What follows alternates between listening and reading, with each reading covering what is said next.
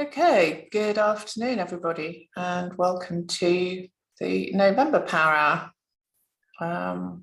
I'm Joanna Oliver. I'm Director of Global Programmes for the Construction Equipment Association. And somebody told me a couple of months ago that we needed to do more digital marketing. And I thought, I don't know what that is. It sounds a bit grown up. So I Googled it. I thought, actually, it's what we're doing already, but a bit more joined up. And then I came to something that said SEO. And I thought, I don't know what SEO is. Better Google that, ironically, which I did. I thought, Search Engine Optimisation. I'm still not quite sure what that is. So I had dug a bit deeper into it. And I thought, this is actually where I need more help. And our team, CEA team, need to understand more about how we really promote ourselves more on the internet and through our websites and social media presence. And we have a partnership now. I think a number of you will have, hopefully all of you are receiving the KHL Plantworks fortnightly newsletters. And I was talking to the guy who we partner with at KHL to produce newsletters and said, have you got anybody that can talk about social media optimization? And he said, yes, we have the perfect person, who is Izzy Crouch, who I will introduce shortly after I go through the rules of the house, which I should have done already.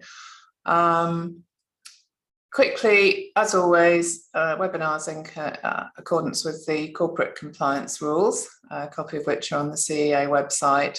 It's being recorded and it will be made available with the slides after the event. You will be sent a copy if you have registered for this. Otherwise, please tell everybody that it's on the CEA website under the Power Hour portal. Please stay on mute. If you would like to ask a question at the end of the presentation, and Izzy has said she's very happy to take questions, please put them in the Zoom chat box for now, and then we can try and group any subjects together. Turn off your video, please, unless you are actually speaking. And as always, please don't complain. If any of us have technical difficulties, we're doing our best.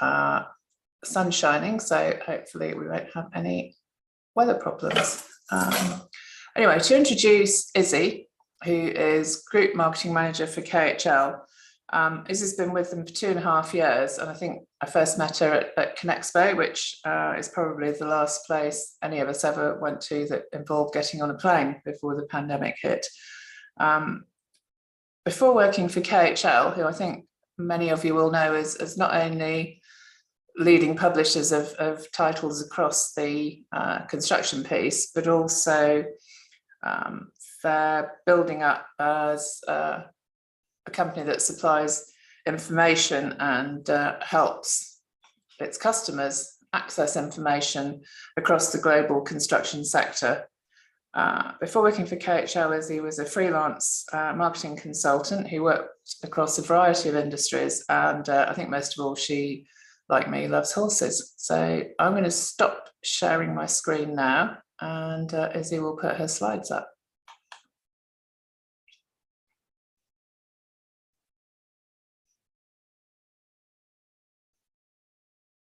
Yep, that's good. I can see that. Hopefully everybody else can. Excellent. Thank you. I'll just take myself off mute. Yeah, so can you see that okay then? Thank you very much for the introduction. And thank you very much for inviting me to take part today, even though, as Joanna said, I was very much volunteered. Yeah, so my name's Izzy, and as Joanna said, I'm the marketing manager at KHL Group, and we're the leading suppliers of information for the global construction industry. I'm going to be giving you a whistle-stop tour of SEO, which will hopefully give you enough information to get the basics right for your own websites. Please feel free to ask any questions, and I'm going to share my contact details at the end. So if any of you would like to follow up afterwards, that's absolutely fine. And We also at KHL, we do provide digital and marketing consultancy. So please drop me an email afterwards if this is of interest to you. Right, so these are the topics that we're going to be covering today. 1 hour isn't very much time to go over SEO, but I've picked out what I believe to be the easiest wins and quickest gains for you. We won't touch too much today on the technical aspects of SEO, which does involve a lot of web development. And instead, we're going to mainly focus on why you should be paying attention to SEO and the content as well, which has a big part in it and which you should have control over. I'm sure there is a mix of SEO knowledge in the audience. I hope that if you are an expert, I may give you a few different things to think about. And if you're new to SEO, I really hope I don't scare you off. I want to start by sharing a quote with you from one of the leading SEO experts in the world, a man called Rand Fishkin. He founded an SEO company called Moz, which has a lot of useful tools and educational resources. It's very good for bedtime reading if you want to follow up on anything. And he says, there is no black magic to successfully attracting customers via the web. So this is the good news. There's nothing particularly complex or mystical about how SEO works. But then on the flip side of this, that's also the bad news. I'm afraid it's not black magic, but it is hard work. And it definitely doesn't happen overnight with SEO. Before we get any further, I wanted to take a moment to clarify exactly what we're talking about. SEO stands for Search Engine Optimisation. For this presentation, I'm going to be focusing on the search engine Google. You'll know that others do exist, such as Bing and Yahoo. However, the vast majority of search engine traffic comes from Google, and this is the search engine you should be concentrating on. SEO involves optimizing your website so it appears higher in the search results when someone taps relevant keywords into the search bar. It isn't the paid-for ads that Google serves, but the results that appear organically, as Google has decided that those websites are the best to answer someone's query.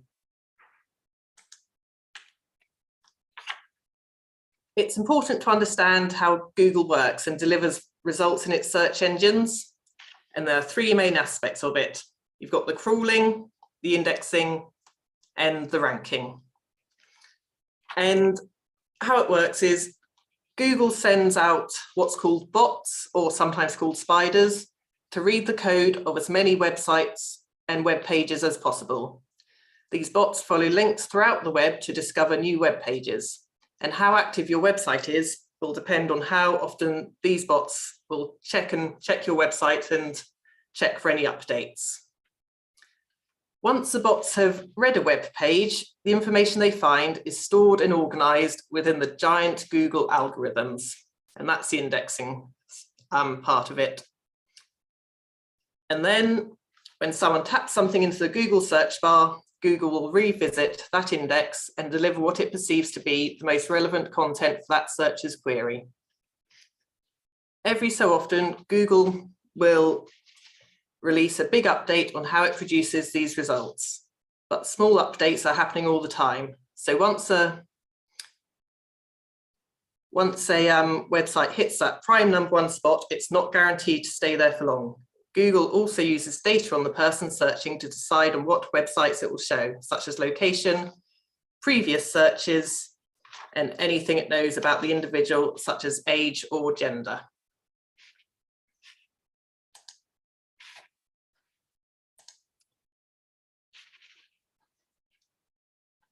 So moving on to the next slide. Why should you invest in SEO? Firstly, it's about the people. By paying regular attention to what people have been searching when they come to your website, what pages perform the best, and what questions they want answered, you'll gain some valuable insight into your potential customers. The most successful SEO campaigns focus on the end user and not the technicalities of it all. Then there is no denying that the volume of traffic that comes from search engines. Across all industries and in all sectors, the majority of people who visit a company's website come from using a search engine, and most of those are Google. Far more than social media or email or other methods. And lastly, search engines bring credibility. People trust Google to bring them the most relevant results. If someone comes to your website from Google, they immediately trust it and find it a credible source of information.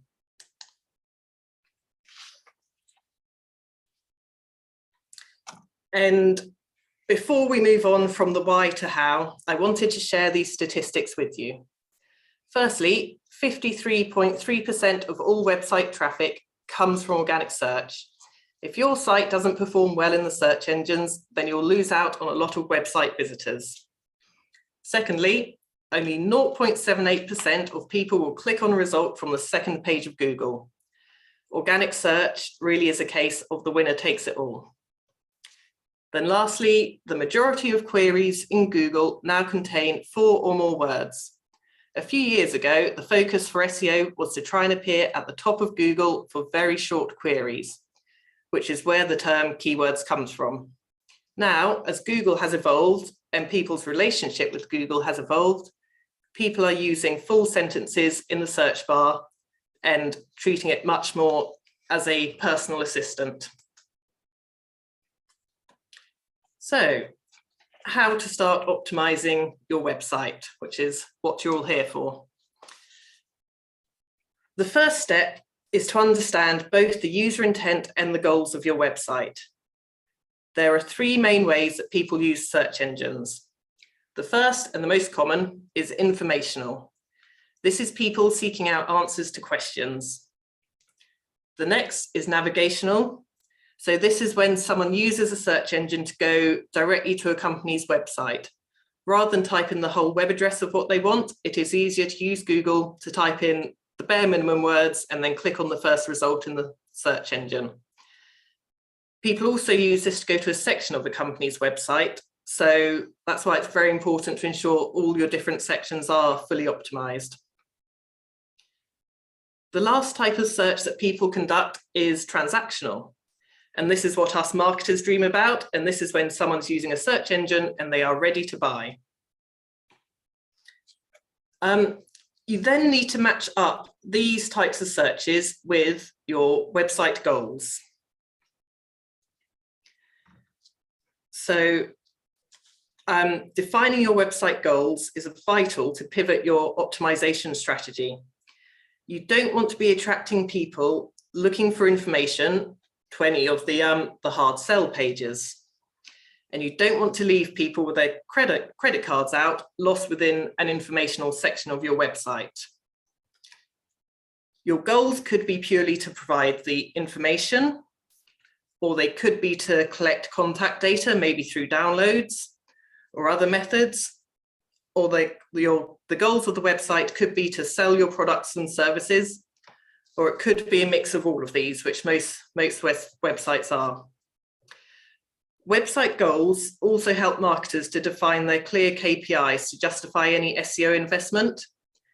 So whether a page has resulted in 5 sales, collected 30 leads, or you can see that 300 people have read an in-depth article about a product, these are all figures that you can report upwards in your organization.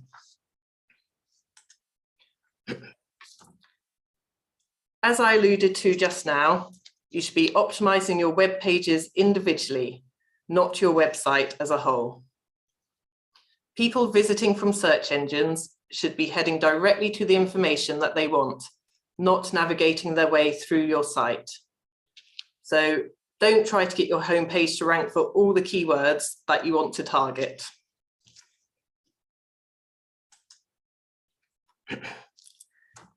So, keywords. Choosing keywords for a web page is one of the most important steps for SEO. You must always go back to the user intent when you do this. You also have to remember that words have many different meanings, and this becomes very apparent when you start looking into keywords and search queries. To give you a couple of examples of this, a previous client of mine from my freelance days ran a company that built film sets and props, and he was insistent that he wanted to be #1 on Google for the key phrase construction company. And we would obviously think of a construction company as something that isn't related to film sets. And he wouldn't be persuaded that this was the case. And to this day, he still hasn't been #1 for construction company, because that's not what his company does, even though that's what he thinks it is. And another previous client of mine was a home removals company. And when I took over their Google ad account, I discovered that most searches that include the word home removals are not, as we imagine, from people who are moving house and looking for help transporting their belongings. But they are in fact people wishing to learn how to remove a wide variety of different body parts at home. So if this is you, please visit a doctor. Back to choosing keywords. Rather than focusing on short phrases or products, look to answer users' queries.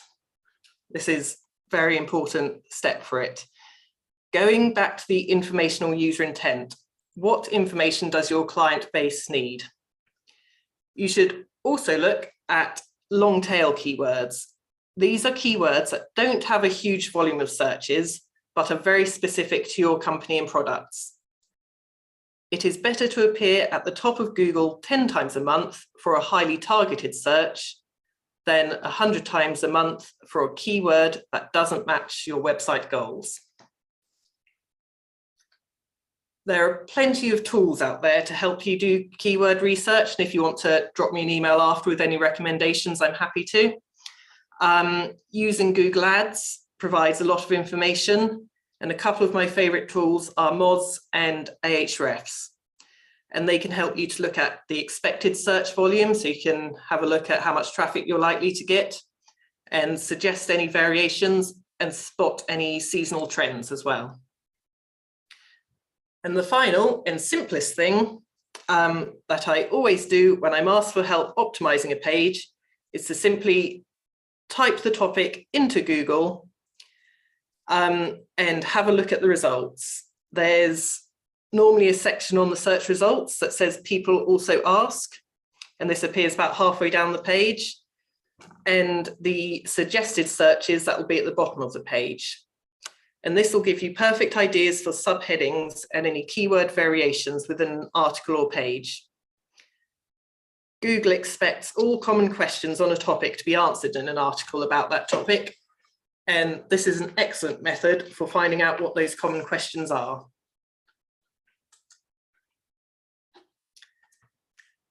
So once you've found your keywords and keyword variations, you need to do something with them.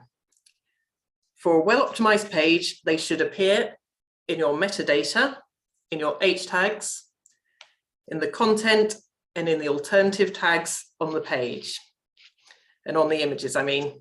And I'll show you what I mean by these.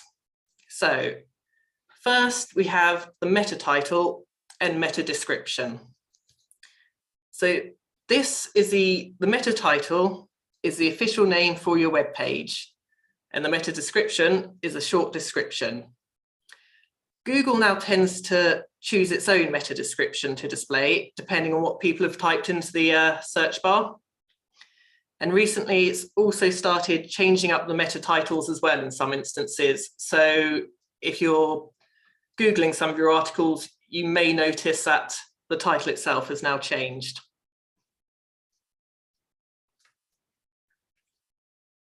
So this is, let's see where the meta title is for this article, and this is the Google's allocated meta description. And I've also highlighted here the people also ask box, which gave us some inspiration for the optimization of this article, which performs very well organically. What else do we have? So the H tags next. So keywords should be in the H tags. These are the titles and the subheadings on your page. So this here is what's called an H1 tag. So Google thinks that this is the main title of the page, which it is. And then there's other smaller H tags, which Google will read as subheadings. So we've put the main keywords in the H1 tag, so tunneling projects, and the smaller headers have got some of the common queries related to the tunneling sector. And you can also see a lot of the relevant keywords scattered organically throughout the content.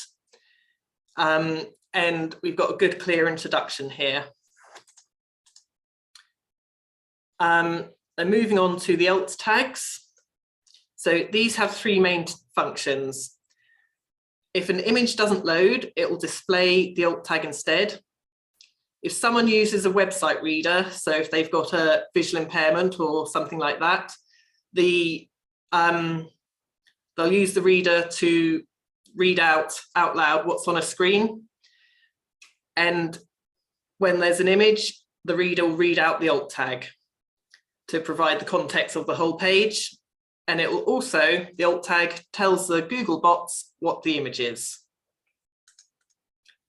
So for this article, we've got an image of this machine here, and the alt tag is the name of the machine. And also this article performs well because, as you can see, the editors have provided a lot of good facts and figures about this particular machine, and Google loves this sort of information.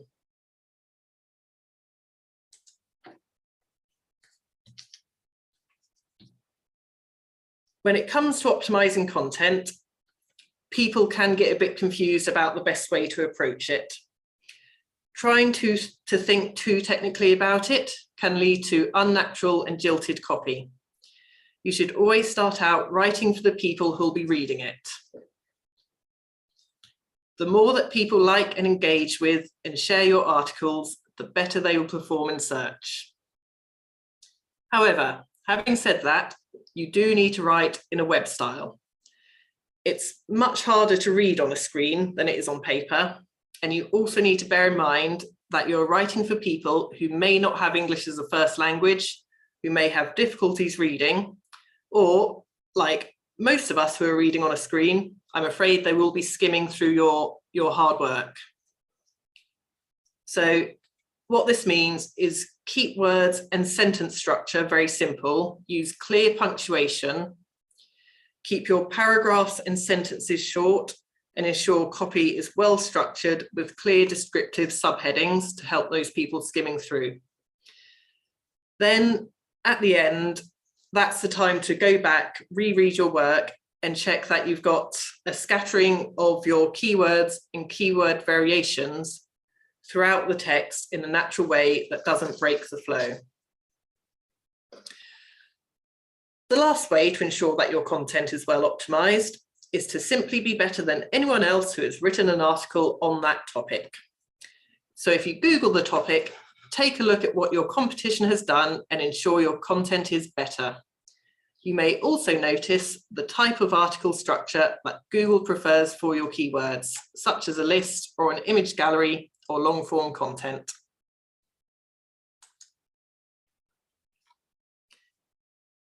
So, like I said, I'm only going to briefly cover some of the more technical aspects of SEO. And if any of you want any more detailed information, please drop me an email afterwards and I'll be happy to help. The technical aspects of SEO should be implemented by your friendly web development team. But I wanted to give you an overview of a few things that are simple enough to double check, or if you're finding your SEO is going wrong, these are some things you can look at. First things first, can Google read your website?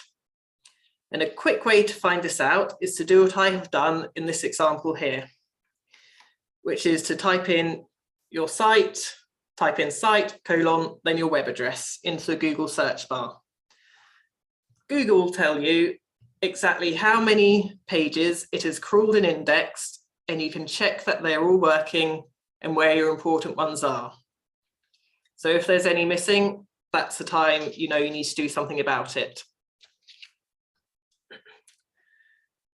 To read your website properly, ideally you need 3 things. One is an XML site map. If you type your web address, then /sitemap, or sometimes it's sitemap-index, you should be able to find it. This gives the Google bots clear direction in their crawling, and it tells them how the site is structured. And you can also submit it to Google Search Console, so the bots definitely know where it is. Your site should also have a robots.txt file. And again, if you type in your web address, then /robots.txt, it should come up. This file tells the bots where they can and where they can't go. So there will be sections on your website that you don't want the bots to crawl, index and display, such as anywhere behind a login or anything to do with the transaction process. And lastly, the easiest one to see is your site navigation. So your site navigation is important to both humans and bots. Check your navigation is clear and prioritizes the most important pages. Google bots will often only delve so deep into a website. So for pages that you want to rank well, should only be a couple of clicks away from your homepage.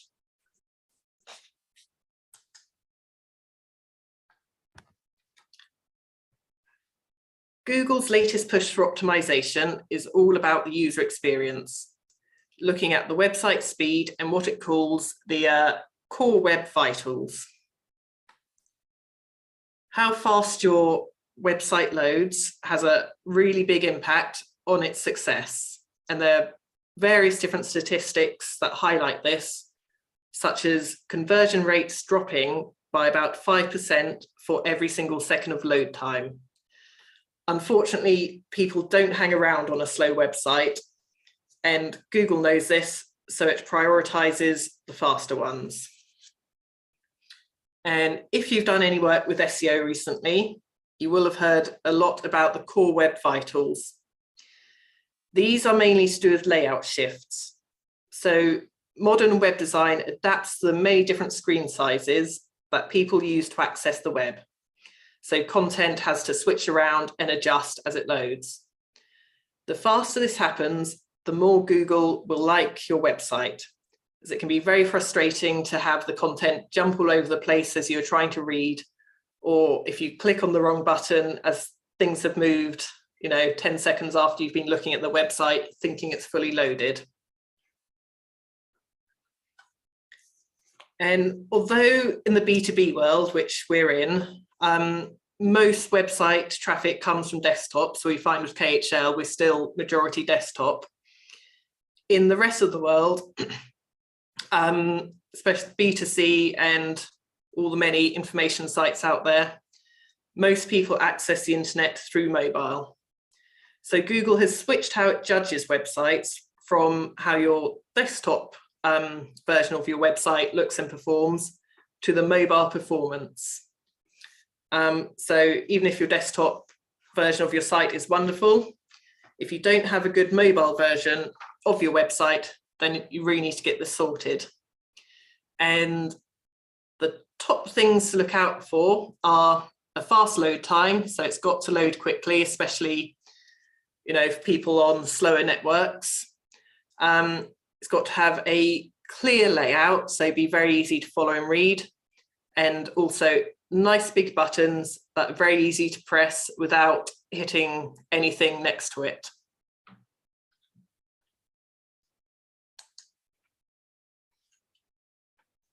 And the last thing I want to mention is off-site SEO. So this is anything that affects how your website ranks that doesn't happen on your own website. So as we saw earlier, Google bots follow links around the web. The more quality websites that link to your website around a certain topic, the more Google will think that you are the authority on this topic. And they do have to be quality links, so good websites linking to you. It's much better to have one link from a respected news source, for example, than it is to have 100 links on blogs that no one has ever read. And online reviews are also growing in influence. Google has its own review system, and there are others such as Trustpilot. Asking customers to leave you glowing 5-star reviews helps not only with Google, but also with your website and your website reputation as a whole.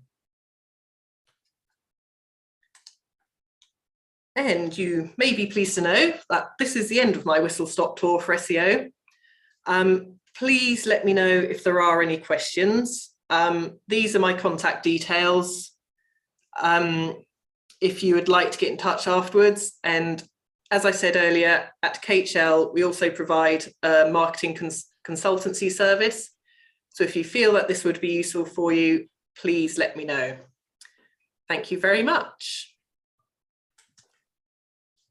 Thanks, Izzy. I think that's given us a lot of things to think about, certainly given me plenty to think about. Can't see any questions in the chat box yet, if anybody wants to write them in. Just, I thought of a few things. I just doing some work for another client, and I've inherited a website that's written in Drupal, of which almost nobody seems to have heard, and even less people want to host or help. And I think we probably will get it put into WordPress next year. But does what platform or whatever it's written in affect how it's received on Google? Like most things with SEO, it's yes and no. So a while ago, Drupal would have been fine, but it depends now on how, I say it's a lot to do with how the website responds and how fast it will be to load. So getting those things right is more important than the platform itself, but some platforms are better than others. Yeah. Eagle's asked a question: is there a preferred tool or language to develop websites? Yeah, so yeah, I guess that's similar. It will depend on what your website is for as to which platform or language is best for it. So generally, a combination of languages will be used with any web development, but it'll depend on the size of the site and what functionalities you want as to which one's best.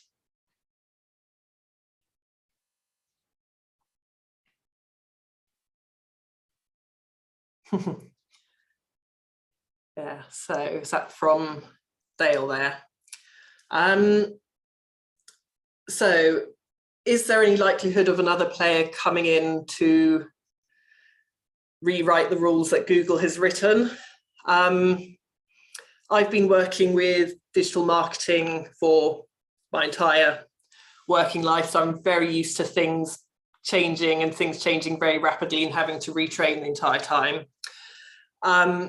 Google isn't going anywhere for a long time. There are, I say, some people do prefer other search engines, but these are very much in the minority.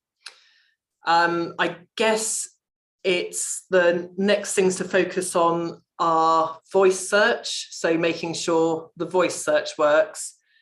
And as younger generations come up, they tend to use social media a lot more. So Google may go down in importance slightly then, as people, again, get used to navigating via other social media platforms instead. Okay. One thing that we have on our CEA website is storage for documents, minutes, accounts and that sort of thing that are accessible by the people that are on that committee. And then somebody told me the other day that wasn't a particularly safe way of storing it's slightly away from SEO, but of storing information, because the website wasn't as secure as using something like OneDrive or Dropbox. I just wonder if you had any thoughts on that, or is that totally off the? No, that's fine. It would depend on how classified, I guess, the documents are. So generally you can securely put things behind a login on the website. Yeah. And that technology can work quite well. But I mean, with any documents that you download from a website, they can be emailed and shared around to people anyway. So yeah, that's. And is there anything we can do as laymen, and I count myself very much as a layman when it comes to working on websites,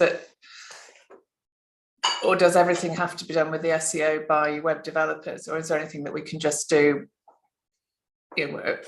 When you say you're going to sort of tag the keywords and the H tags and alt tags and things, is that something that has to be put on at the web language stage, or is it just something we can do if I'm writing an article for the web? I can just keep using those right terms. Yeah, so as most website systems, you will be able to write the content yourself and be able to edit it, and you'll have options as to whether something is normal text or whether it is a header. And when you upload images, there should always be an option to write the alt tag in. So yeah, hopefully these are things that as you add content to your website, you can consider without needing a web developer there. But obviously we need somebody in at the beginning and to back it up, to really make sure that the whole site, because everybody said, oh, I've got a great website, but obviously if nobody knows it's there, or they're not being directed through to the right bits, it's not much good. Yeah, and again, I'm happy for anyone to get in touch with more detailed things. So if you want me to have a look at anything, happy to do that. Yeah, that's great. Has anybody else got any questions? Oh, here we go. Do you have any recommended platforms to use when presenting and reporting performance? Is Google Data Studio the better option? I absolutely love Google Data Studio. It's what I use when I'm producing web reports for KHL, and it's something I used again when I was freelancing to keep clients happy.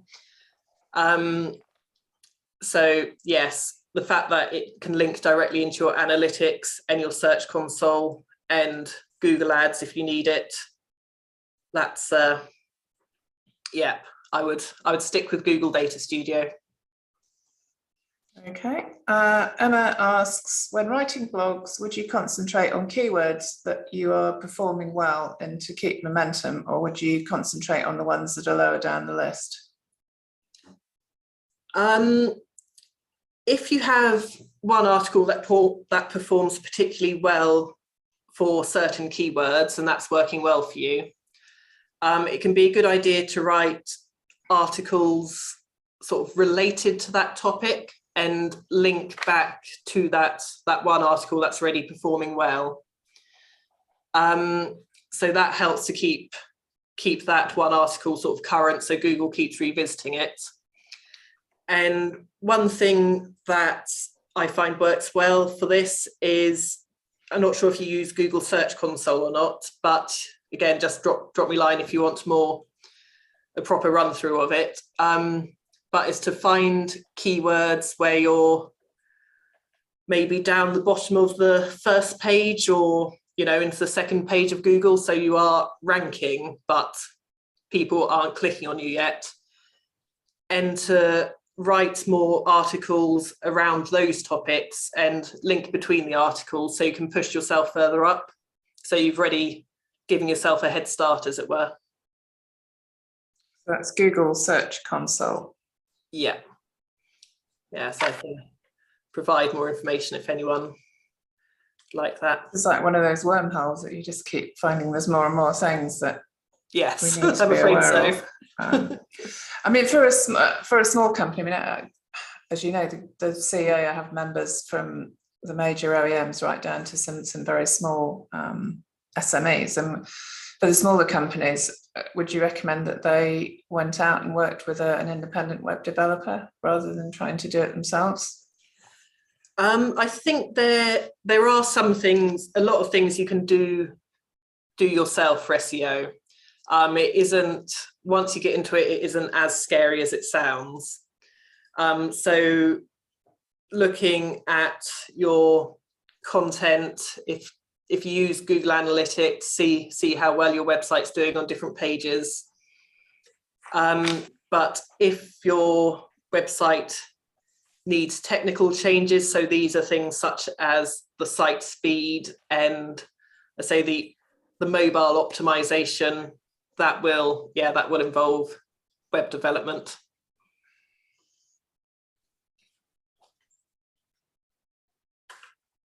Good. Any more for any more? You've answered everybody's questions or stunned them into silence. Yes. Okay. Well, we'll be circulating your slide deck anyway, and that's got your contact details on, I think. Yeah. But big thank you very much, Izzy, really for covering this subject. It's something we've not even scratched the surface of yet. And hopefully lots of people will be getting onto you to ask a bit more, and then you might be able to look at perhaps doing a follow-up in the summer on where we've all got and where we need to go. Yeah, definitely. Be happy to. Yeah, and if anybody isn't already signed up to the KHL PlantWorks fortnightly newsletter, please let me know. You can also access it through the CEA website, which is the cea.org.uk, and hopefully that's at the top of the Google search. As soon as I finish now, I'm going to go and check, make sure we're fully optimized. So thanks very much. The next, I'm just going to share my screen again, hopefully.